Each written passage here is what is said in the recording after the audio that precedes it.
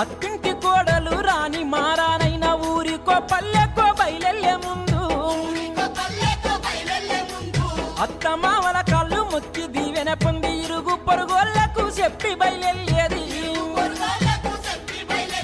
భర్త అత్త మామ అంటే భయం ఉండేది మంచాల మీదికి కంచం అందించేది అత్త మామ భర్త అంటే జడుపు లేదు ఈనాటి రోజు